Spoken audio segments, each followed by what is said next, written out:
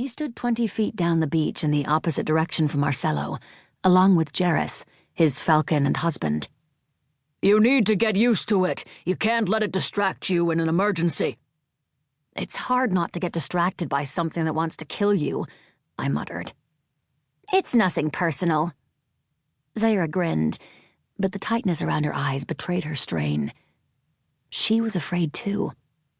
It wants to kill everyone. Now, light something on fire, Jareth called. Somehow he sounded more like a child daring a schoolmate to cause trouble than an older warlock instructing a young one.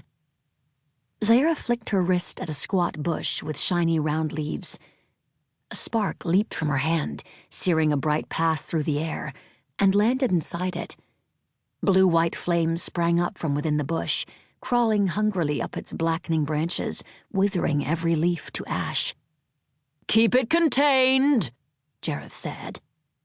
The mage mark gleamed silver in his eyes as he watched Zaira's face. Don't let it spread. I know what I'm doing, Zaira snapped. Sweat gleamed on her temples. Oh? Then what's that? Jareth jerked his chin at the fire. Only a jutting, charred stick remained of the bush, but the blue flames reached higher than ever, straining for the tree branches above. Thin lines of flame meandered outward, searching, following the bush's roots under the ground. One slithered along the sand's edge, thin, powerful, and rapid as a snake, heading toward Marcelo. Memories of figures writhing in an agony of blue fire and the stench of charring human meat seared my mind. I sucked in a breath but held back the word to seal her power again, though it strained behind my teeth. I had to trust her to handle it.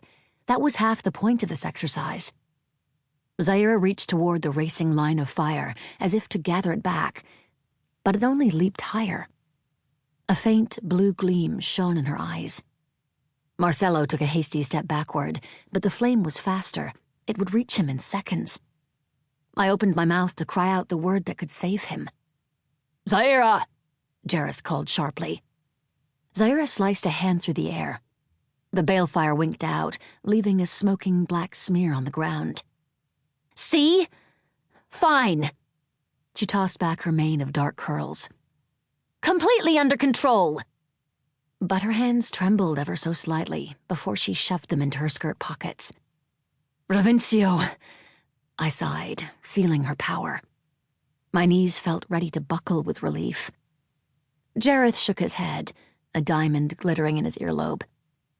Control will be much harder when it's a company of Vaskandar musketeers or some witch lord's pet chimera coming at you with venomous claws. I shifted my feet uneasily. We're not at war with Vaskandar. Jareth laughed. Oh, don't be coy, my lady. Your council's secrets are safe with me. Anyone who's heard of their troop movements knows they're preparing for an invasion. It's only proper we afford them the same courtesy in return. He jabbed a finger at Zaira. And that means improving your control to the point where Lady Amalia can release you without worrying about getting set on fire along with the enemy. Anger flashed in Zaira's eyes. So the Empire can use me as a weapon? No. So you don't kill anyone you don't mean to.